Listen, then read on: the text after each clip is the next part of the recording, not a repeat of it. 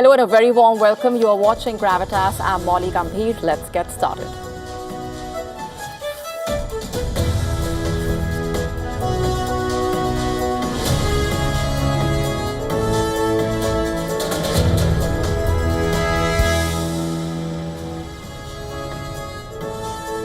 As the situation in West Asia continues to turn increasingly volatile, Donald Trump issuing yet another warning.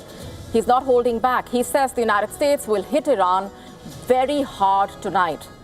And as West Asia remains on edge increasingly, 3 Indian sailors who were initially reported missing have died after a vessel was attacked by the US forces near the coast of Oman.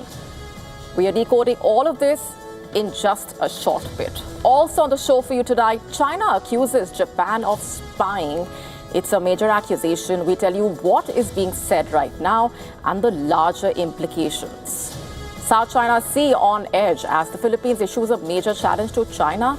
All this and lots more coming up.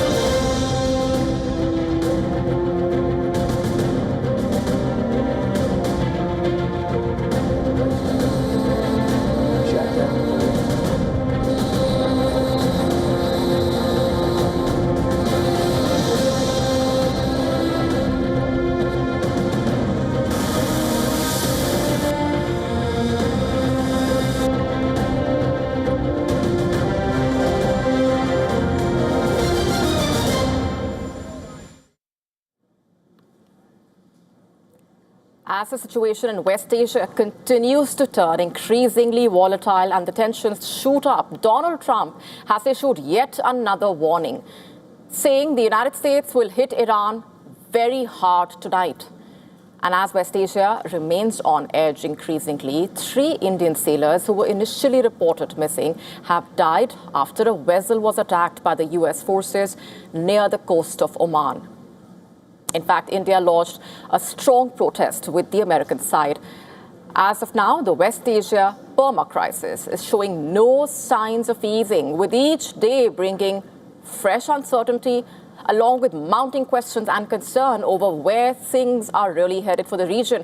And as of now, there are no definitive answers, and that's the issue, leaving the entire region dangerously close to further escalation. A day after the US forces attacked the tanker in which 3 Indian seafarers were killed, another vessel with Indian crew members has come under attack in the Gulf of Oman. The US Central Command says it attacked and disabled the vessel which came under attack off the port of Oman. In fact, CENTCOM saying it attacked it for allegedly violating the US blockade of Iranian ports. The Indian government has confirmed that the 3 Indian sailors who went missing after the attack on that vessel earlier have been killed. While efforts concerning the remaining victims continues, 24 Indian crew members were on board the vessel, remember. 21 of them have been rescued. In fact, Rajesh Sharma, the father of the 23-year-old deck cadet, Aditya Sharma, who was killed in the missile attack, spoke to WION in that emotional interview to WION's Siddhant Sibal. He criticized the US action. He also requested the Indian government to get back the body of his son as soon as possible. In fact, in a statement, India's Ministry of External Affairs has termed the attacks deeply worrisome and has linked them to the West Asia conflict. The ministry has also asked for the immediate de-escalation of the tensions. Meanwhile, as those tensions shoot up, issuing a fresh warning to Iran, Trump not holding back, saying the US will hit Iran very hard tonight and will soon take control of the country's oil and gas infrastructure and markets. This is what Trump posted on Truth Social. I'm quoting, "At some point, in the not too distant future, we will be taking Karg Island and other oil infrastructure points and assume total control of their oil and gas markets, much like we have with Venezuela, quote unquote.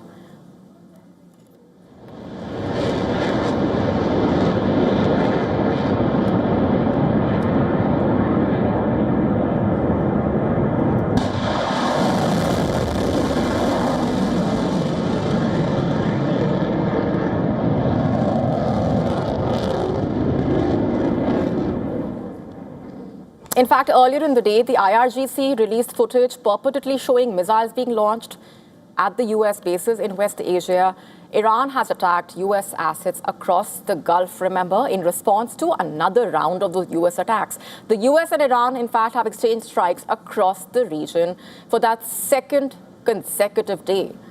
The US Central Command, CENTCOM, has said it completed a wave of what it called self-defense strikes targeting military, surveillance, radar sites in southern Iran. Tehran responded, meanwhile, with a round of strikes targeting US military assets across the region in Bahrain, Kuwait, Jordan.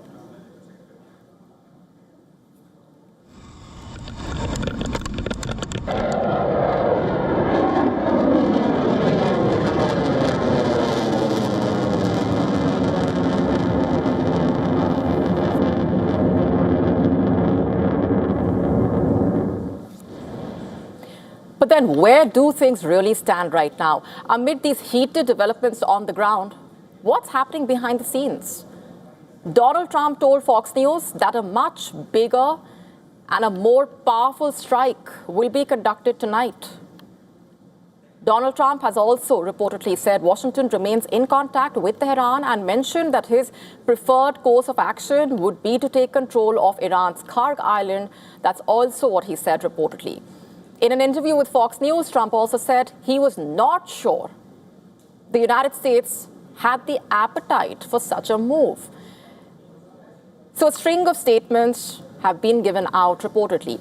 Earlier in the day, a Reuters report said efforts to reach an interim deal to end the hostilities between Iran and the US have intensified, citing Iranian and Western sources, despite the strikes launched by both sides. According to the Reuters report, the warring parties are reportedly discussing how to release the frozen Iranian funds. Citing sources, the report said Iran and America were still exchanging messages over details of an MOU amid the ongoing confrontation between the two sides.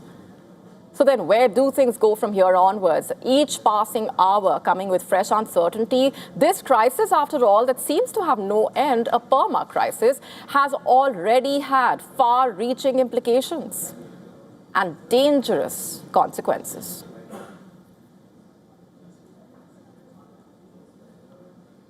Shifting focus for now, the police have arrested 16 people during a second night of disorder in Northern Ireland, sparked by a brutal stabbing. In fact, Britain's ruling Labour Party is accusing Elon Musk of stoking divisions, they claim. Our next report getting you the latest.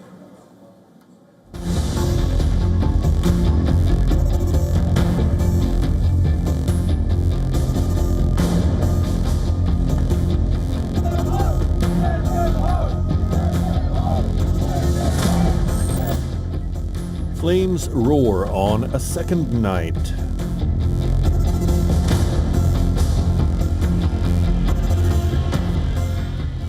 Houses blacken, cars burn, families flee.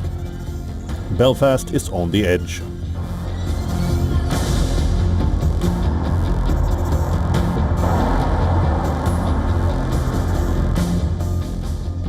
Masked men torch houses and vehicles. Families are evacuated from burning blocks. The scenes are raw and chaotic. The violence targeted and organized in places, chaotic in others.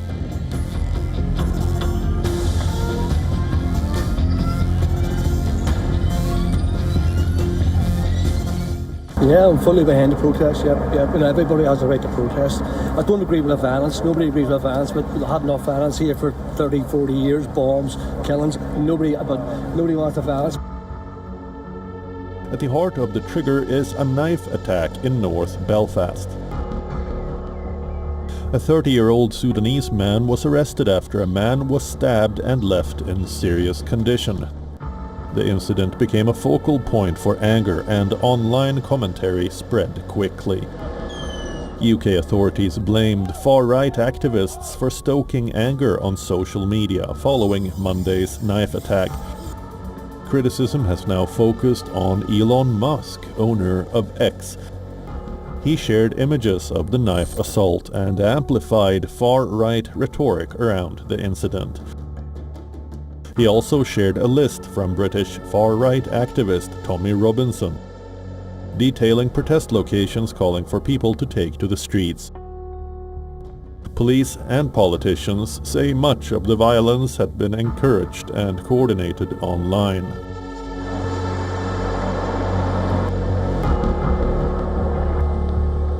We're going to bring forward new powers next week to make it clear that social media companies need to take down illegal content, particularly when we are facing circumstances such as the ones we've seen in Northern Ireland over the last 2 days.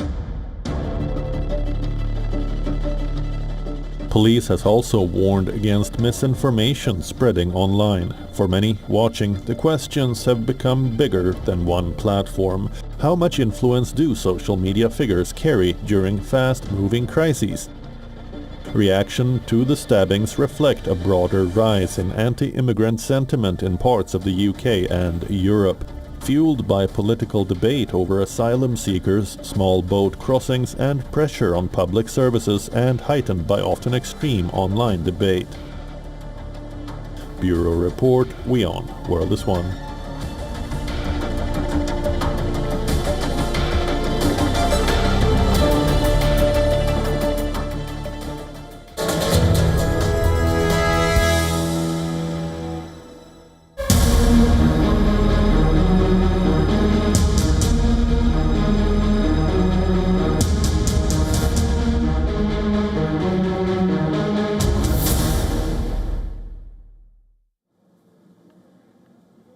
On to a Gravitas special. The Philippines is raising fresh concerns over China's activities in the disputed South China Sea.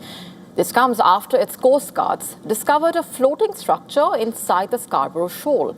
Manila, in fact, saying it is now urging Beijing to remove the platform immediately. The Philippines has warned China that it will not allow the strategic atoll to be transformed into a man-made island. The diplomatic row now escalated after the Philippines lodged a formal protest with China. The Philippine Coast Guard officials said the structure appears to be a movable platform and has been deployed by the Chinese research vessels operating in the area. And China has neither confirmed nor denied responsibility for the structure. However, China has reiterated that its indisputable sovereignty over the shoal and China maintaining that its activities there are legitimate and only for scientific purpose. Let's break this down further. This development is extremely significant because this shoal has been a long-standing flashpoint between the two sides. In fact, the triangular reef is surrounded by rich fishing grounds. It lies about 200 kilometers off the Philippine island. In fact, China has also maintained de facto control of the shoal since 2012. It lies about 200 kilometers off the Philippine island of Luzon, as you can see. And since that point, since 2012, Chinese Coast Guard vessels have maintained a constant presence around the shoal. They have repeatedly been accused of restricting access for the Filipino fishermen operating from nearby Luzon. Last year, China has also announced the creation of a national nature reserve at the shoal. Philippine officials then warned it was an eventual occupation of the area. And with the appearance of this new floating platform that can spark further escalation, the shoal itself, in fact, holding significant strategic value. After all, it sits close to major shipping lanes. It contains abundant fish stocks, features a turquoise lagoon that offers shelter to vessels during storms. So that's how significant these developments are. Meanwhile, the diplomatic efforts to try and ease the tensions continue. And the ASEAN is still negotiating with China, remember, on a long-awaited code of conduct for the South China Sea. But with no agreement yet in sight, the discovery of this new structure is likely to add fresh urgency to those talks.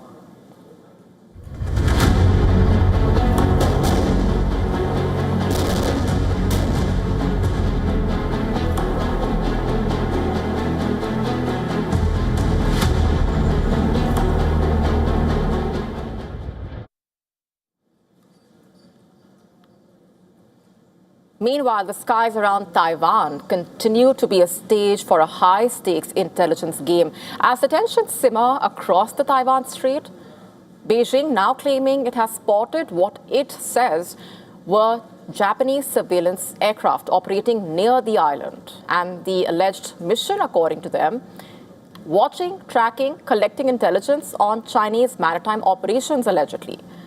It's a major claim. Mainland Chinese maritime authorities saying they detected 2 fixed-wing aircraft southeast of Taiwan, while a Chinese maritime task force was conducting patrols in the area. And according to the Chinese military experts, the aircraft appeared to belong to the Japan Coast Guard. Those experts claim the planes were medium or small-sized crude electronic reconnaissance aircraft, designed for surveillance and intelligence collection, and they claim the aircraft was sent to monitor the activities of the Chinese vessels. In fact, the experts also claiming the aircraft could have been equipped with optical or electro-optical sensor systems. This alleged sighting coming as Taiwan's military carried out exercises simulating the destruction of an invading Chinese force. Troops fired rockets and artillery in a drill designed to repel an amphibious assault under what Taipei described as a more realistic combat scenario. Take a look.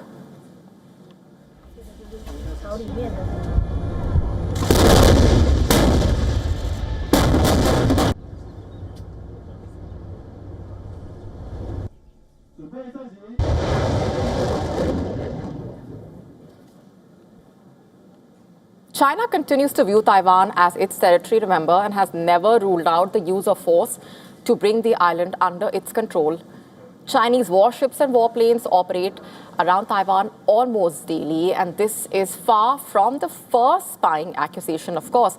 Earlier this week itself, China accused Japan of repeatedly monitoring the training activities of a PLA aircraft carrier task group in the Western Pacific.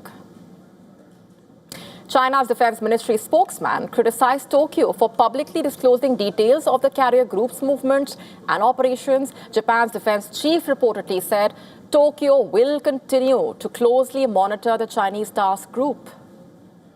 So that's where things have reached. And the tensions between Tokyo and Beijing also have been at the highest since World War II, in fact. According to Japanese media, Tokyo's new defense document will name China as the biggest concern. And the tit-for-tat surveillance battle has been escalating and also building up. Last November itself, Japan, remember, scrambled aircraft after detecting a suspected Chinese drone near one of its islands located close to Taiwan.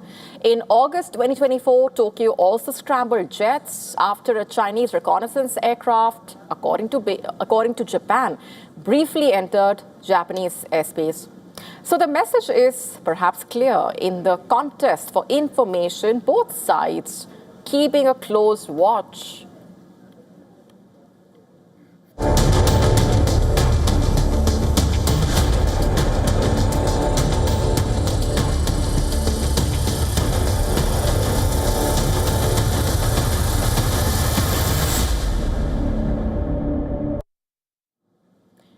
As US President Donald Trump prepares to host a mixed martial arts fight at the White House on the 14th of June to mark his birthday, his plan has hit an unexpected roadblock. A Vietnam War veteran and an activist has moved the court seeking a stay on this event. Just for context here, the Ultimate Fighting Championship, or UFC, organizing that event. It's a leading US-based mixed martial arts organization. It basically blends disciplines like boxing, kickboxing, wrestling. During the UFC Freedom 250 event, 7 bouts involving 8 Americans and 6 others from 4 countries will be taking place inside an octagon-shaped cage. This cage is being erected by crews on the south lawn of the White House. It will feature a red, white and blue stage under a towering arch featuring stars and stripes patterns. While nearly 4,300 people will be watching the action live on the South Lawn, reportedly over 75,000 others are likely to follow the bouts on large screens at the nearby 52-acre Ellipse Park. Now, what are the key arguments in that lawsuit? The petitioners reportedly accused the US officials of circumventing federal rules to allow a private event on government property. They argued that an approval from the US Congress was necessary to construct any structure on public land. Additionally, the lawsuit also claiming that no environmental review was undertaken. However, the Trump administration dismissed the need for congressional nod for temporary structures on the White House grounds. It also informed the court that the cage will be dismantled starting next Monday, highlighting that the White House South Lawn has a history of hosting public events. It added that no one was forcing the petitioners to watch this event against their will. Meanwhile, only US troops who meet the military body composition standards will be given free tickets for this event, reportedly. And as per reports, preference will be given to junior officers who are genuine UFC fans, reportedly. That's not all. The military personnel who are selected will need to pay for their journey to Washington, D.C. and wear their short-sleeve dress uniform. The public opinion, though, does not paint a very flattering picture for Donald Trump. As per the latest Reuters Ipsos poll, which surveyed 4,531 adults in the U.S., only 16% of Americans approved holding a UFC event on the White House lawn, whereas 46% deemed it inappropriate, 46%. Similarly, only 1/3 of Republicans backed Donald Trump's plan. Before the lawsuit was filed, the US president compared the cage structure to France's iconic Eiffel Tower, also hinted that it may never be dismantled. You know, we're building something in front of the White House that's quite attractive to a lot of people. It's going to have the big UFC fight on June 14th. And I'm looking at it and maybe we'll never, ever take it down. And with criticism escalating over the fact that more than $60 million reportedly is being spent on this event, the US District Court's next course of action will be closely watched.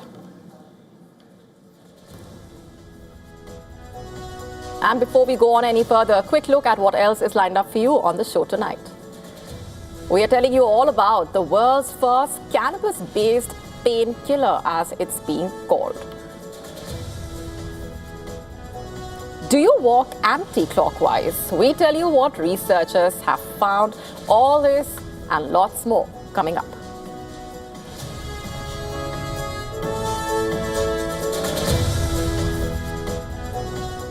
Our next story is a very interesting one. It's about responsible use as far as ethical hacking is concerned. It speaks about how talent can perhaps open the doors to some of India's top institutions.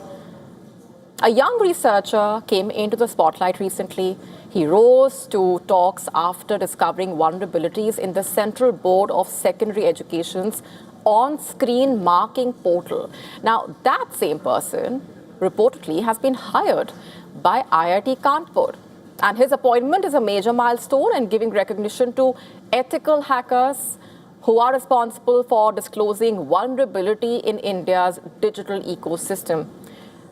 Just to break this down and to understand the importance of this development, it's a major move. We also need to look at the platform that actually brought him national attention. The CBSE's on-screen marking portal. It's a critical digital system used by thousands of CBSE-affiliated schools across India. The platform basically enables schools to upload, manage, process online examination marks of the students. It plays a key role in the board examination evaluation process and in the preparation of the results.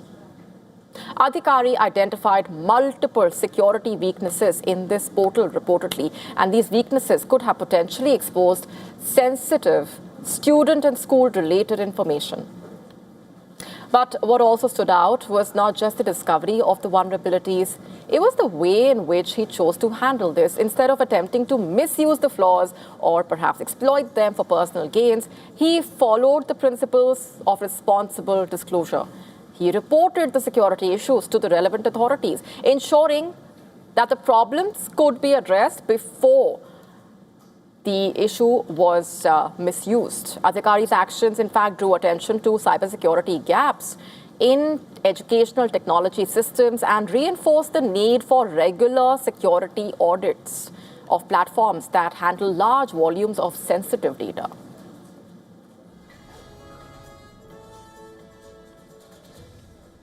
One part of the Atlantic is cooling, the rest of the planet keeps breaking heat records. It's quite a contrast. And scientists now watching two powerful forces at once, a giant cold patch in the ocean and the return of El Nino.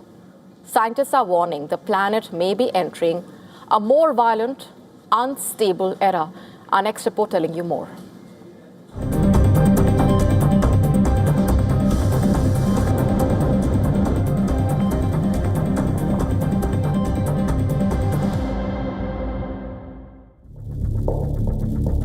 At first glance, it looks impossible. The world is heating up.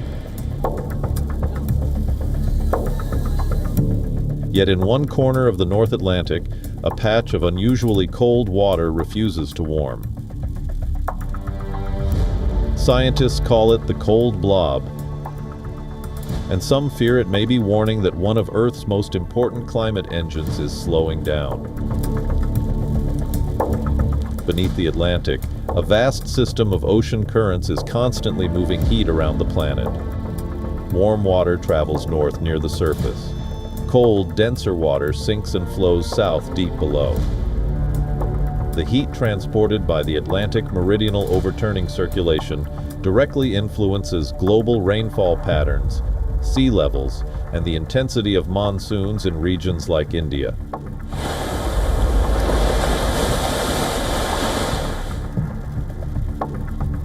But scientists say melting ice and increasing freshwater entering the ocean is weakening this circulation. This means less movement of heat. One possible result is colder water collecting in parts of the North Atlantic, even while global temperatures continue rising. That is where the cold blob appears. Oceans are a critical indicator of planet's health.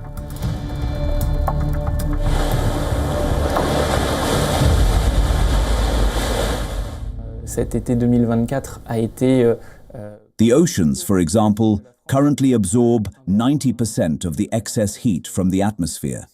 In other words, when we say that the Earth's average temperature is rising as a result of climate change, a major part of this temperature rise is in fact absorbed by the warming oceans. So monitoring ocean temperature is bound to be of great interest in tracking climate change. Les records restent.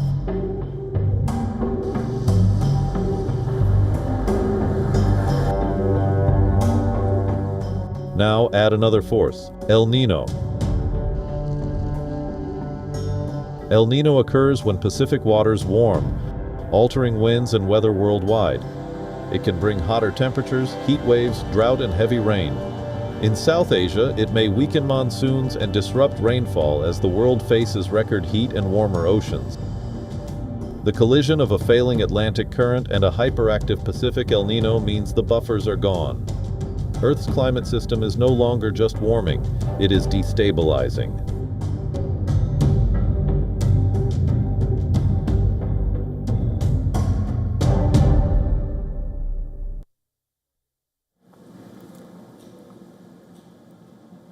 Shifting focus for now, India has taken another step to promote alternative fuels. by removing the excise duty on petrol blended with higher levels of ethanol. According to a government notification, petrol containing between 22% and 30% ethanol will now be exempt from excise duty. The tax exemption expected to basically encourage greater production and availability of higher ethanol blends in the future. Just to break this down further, highlighting the significance of the move, after achieving its target of 20% ethanol blending in petrol ahead of schedule, the government had launched the fuel last week, remember. The plan is to roll it out through 50 to 100 dedicated stations across Delhi, NCR, Mumbai, Pune, Nagpur. The target is even more ambitious going forward, with around 5,000 of these outlets planned by the end of 2027. At the center of this strategy are flex fuel vehicles. Unlike conventional vehicles, these vehicles can run on a wide range of ethanol blends. Currently, all petrol vehicles manufactured after April 2023 are compliant. They are E20 compliant, basically. The government's larger objective here is to reduce dependence on imported crude oil, create a domestic market for agricultural feedstocks, and also strengthen India's energy security. Ethanol blending has created a new demand stream for crops and significantly also reduced foreign reserves. And just to understand the ethanol story here, it helps to also understand the fuel itself. Ethanol is an alcohol-based biofuel produced from agricultural feedstocks like sugarcane, maize, rice. The number attached to ethanol fuel simply refers to the percentage of ethanol in the blend. E20 meaning 20% ethanol and 80% petrol. E85 containing 85% ethanol and 15% petrol. A car can run on ethanol because ethanol burns inside an internal combustion engine, which much like petrol does, basically. And this creates both advantages and also trade-offs. Higher ethanol use can lower crude oil imports, reduce carbon emissions, and support domestic agriculture. But it can also lead to lower fuel economy, require specialized vehicles, and increase the competition for agricultural land and water resources. India's ethanol push is ambitious and unique. Raising the ethanol amount is usually a slow and steady process, especially in Brazil, for example, which leads in global ethanol adoption. The country has been blending ethanol into fuel for decades and has built one of the world's largest flex fuel vehicle ecosystems. Pure ethanol fuel, also known as E100, is widely available, and most vehicles can run on multiple ethanol blends. The United States, for example, follows with E10 as its standard fuel and E85 available for flex fuel vehicles. Several South American countries, including Paraguay and Argentina, also operate with relatively high blending mandates. India's achievement of E20 places it among the world's most aggressive ethanol blending programs. However, unlike Brazil, India is still at the beginning of building a flex fuel vehicle ecosystem. Fuel stations are expanding, but vehicle adoption remains limited. And that means the next stage of India's ethanol journey will depend on how quickly consumers, automakers, and policymakers can actually work together to scale flex fuel vehicles.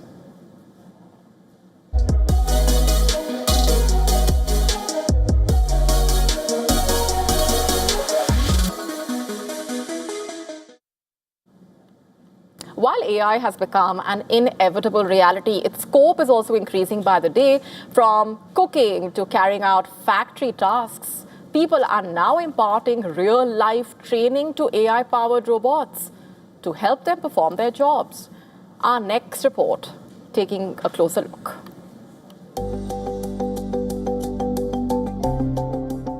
While AI chatbots crunch vast amounts of digital data, building systems to navigate real-life environment is challenging. This has spurred demand for AI system trainers who train AI-powered robots to do various jobs in the future. Take India, for instance. Thousands of people are working as AI system trainers. Look at these images, a smartphone strapped to the heads, recording multiple activities ranging from households, chores, simple tasks like opening a bottle to cooking in the kitchen, everything recorded, decoded, and feeding the intelligent machines. Who will give you money for 1 hour, 250 rupees just doing your household works? No one gives you money. But here, you are earning money from your hardness. In some cases, AI system trainers are also performing tasks in fake but fully furnished apartments with motion sensor bands on their wrists, hands, and legs. For per day, 90 plus videos are taken. Yeah. The next day we will change the background. Today I sit here and I can face this position, means tomorrow I can stand here. The next day I can stand here. So each and every angle will be noted, each and every actions will be changed based upon the objects. AI is revolutionizing many spheres of our lives. From fully automated factories to developing life-saving medicines, the benefits are immense. But there are also wider concerns over the powerful technology falling into wrong hands. Then there is the persistent fear of massive job losses due to the implementation of AI in various sectors. As per a recent poll, 53% of Americans fear that AI rise could lead to job loss in their own household. While India is aggressively developing its AI industry, more AI upskilling is the need of the hour to ensure that there isn't a trade-off between technology and livelihoods.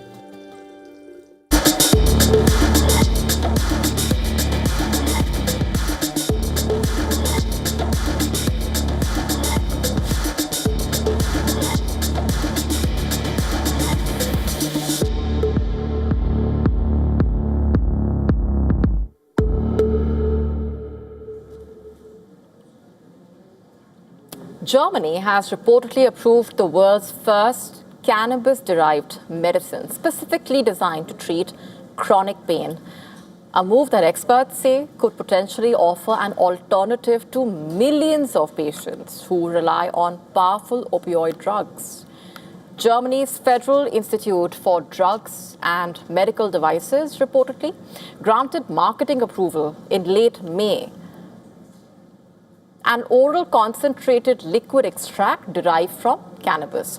The approval reportedly marking a major milestone for medical marijuana, moving it beyond symptom management and into the mainstream treatment of chronic pain, reportedly. And the development comes as chronic pain affects an estimated 1 in 5 adults worldwide. According to the World Health Organization, 60 million people use opioids globally. Opioids remain effective for many sufferers.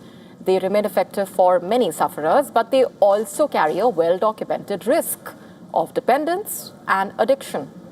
And clinical trials reportedly conducted in Europe last year found that this drug delivers better pain relief than both opioids and a placebo. Researchers saying the findings could open the door to new treatment options for patients who need long-term pain management. However, experts also reportedly caution that cannabis-based medicines are not without risks. Patients can reportedly experience side effects, including dizziness, fatigue, impaired concentration, drowsiness. Researchers also saying more long-term data is needed to fully understand the impact of sustained cannabis-based treatment, particularly among elderly patients and those with a history of mental health disorders. While the drug may reduce reliance on opioids, doctors reportedly stress that it's not a risk-free alternative. The search for alternatives has reportedly become increasingly urgent. According to a recent WHO report, around 25% of drug use deaths were caused by opioid overdose. So could Germany's approval of the cannabis-derived medicine signal a new chapter as far as pain medicine and management is concerned?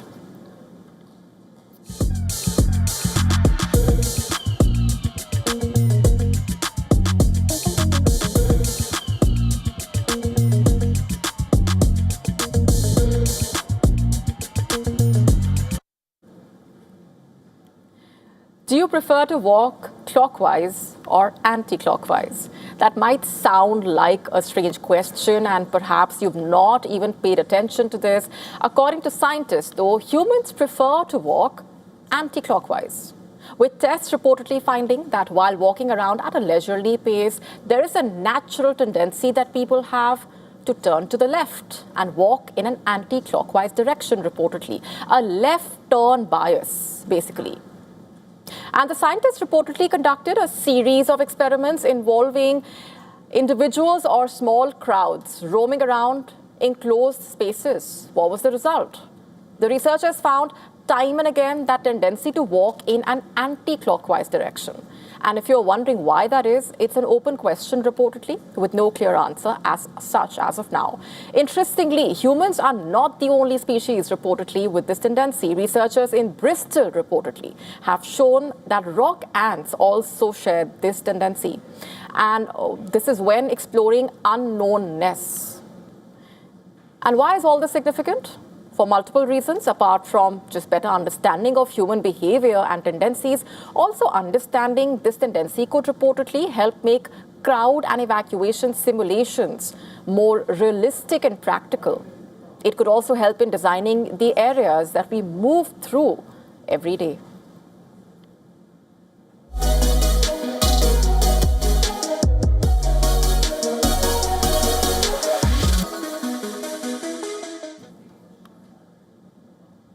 Artificial intelligence rapidly becoming the digital employee of the future, it seems. Companies are giving AI agents access to emails, files, internal documents, and even the power to take actions on their own. But a new study suggests there is an issue here. Many of these AI agents, as they are called, can still be tricked by something as simple as a malicious document, reportedly. Take a look.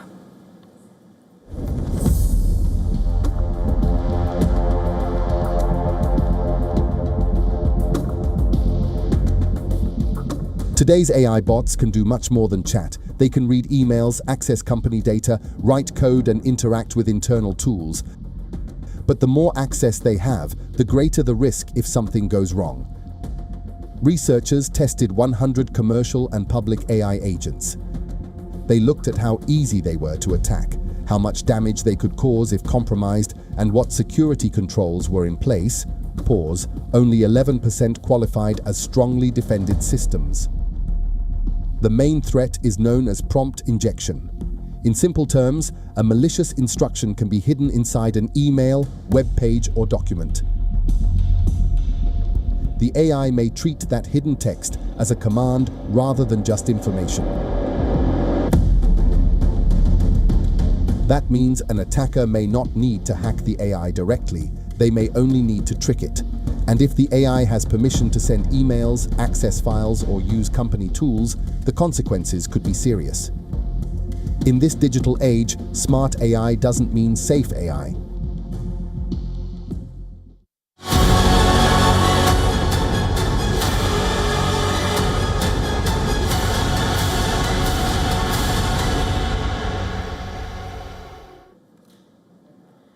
Across prominent fast food chains globally, a new type of non-alcoholic drink is increasingly gaining traction. The caveat being, it seems to be anything but healthy, and doctors are terming it a metabolic disaster, reportedly. It's known by different brand names. It's also commonly referred to as dirty soda, reportedly. It's basically a mixture of soft drinks, flavored syrups, creamers. It gained popularity in America's Utah as early as 2010. As many members of the local church abstained from coffee and alcohol, a demand was created for customizable non-alcoholic drinks. However, its sugar content will surprise you. As per reports, a single drink of what's called dirty soda comprises 55 to 70 grams of sugar. This comes even as the WHO has recommended that the daily sugar intake for a healthy person should not exceed 50 grams. It also advises that limiting sugar consumption to 5% of one's daily energy intake may provide additional health benefits. So consuming dirty soda causes sharp blood spike and crash reportedly, which in turn drives hunger, fatigue, higher insulin demand. It's especially harmful for those who are pre-diabetic. According to doctors, regular consumption of dirty soda can increase the risk of ailments like obesity, diabetes, heart disease, dementia, and non-alcoholic fatty liver disease. Now, the risks associated with high blood sugar cannot be understated. As per a Lancet study published in April this year, non-fatty liver disease in India surged by nearly 23% from 1990 to 2023. As per the findings, this spike was largely driven by metabolic risk factors like high blood sugar and obesity. In fact, there is a growing clamor for lifestyle changes as well, which may help us lead a healthier life.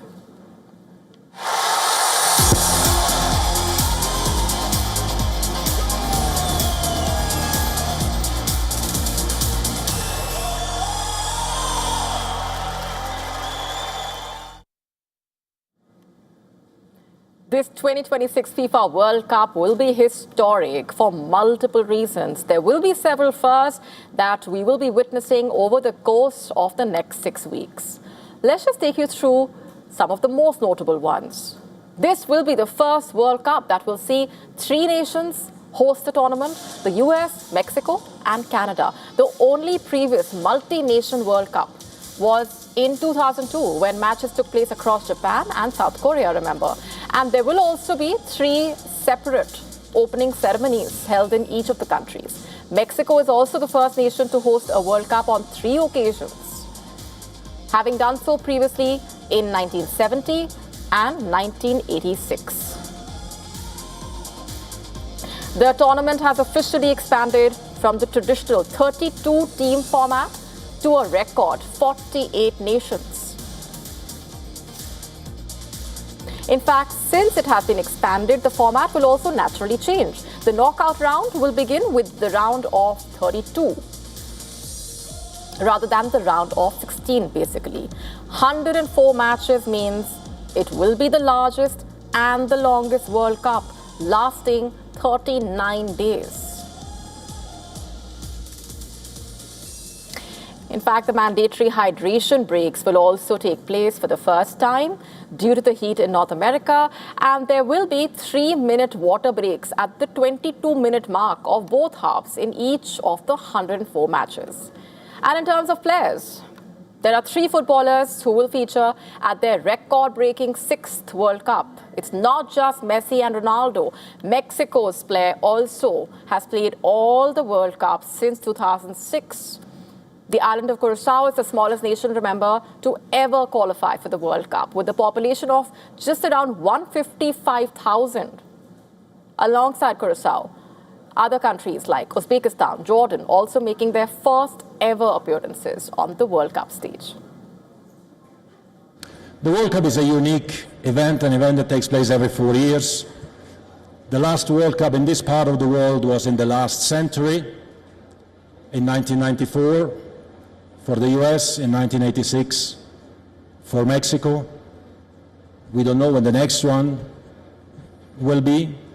It is a once-in-a-lifetime experience, and when it comes to predicting the FIFA World Cup and what will happen, football experts, analysts are not the only ones who have tried their hand at it. Over the years, animals from around the world have also been given the task of picking winners, predicting results. Some of them become global celebrities, in fact, and a few even build a surprising record of correct predictions. And the trend, by the way, continues even today. At a zoo in Mexico, for example, animals have been making their own match predictions. Elephants picked Mexico over South Africa. Gorillas chose Uruguay over Spain. And when people talk about animal predictions, one name always comes first. A German octopus that became one of the biggest stars of the 2010 FIFA World Cup, remember? Paul the octopus.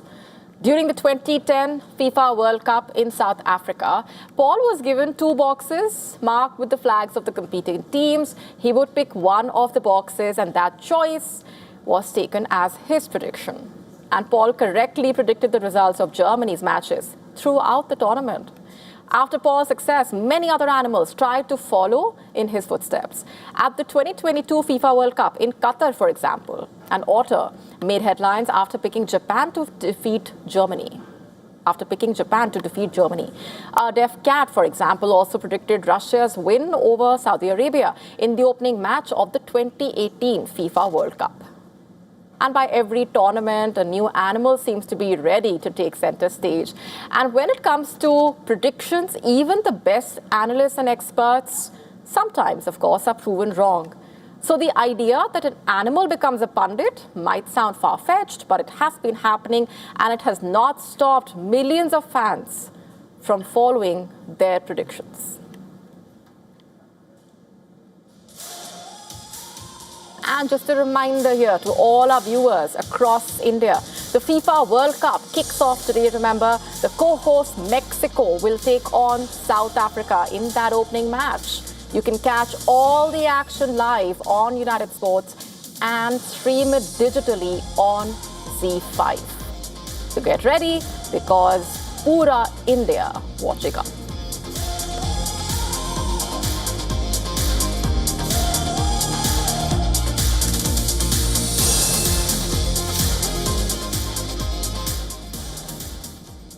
And with that, it's a wrap on this edition of Gravitas tonight. This is me, Molly Gambhir, signing off. Thanks for watching.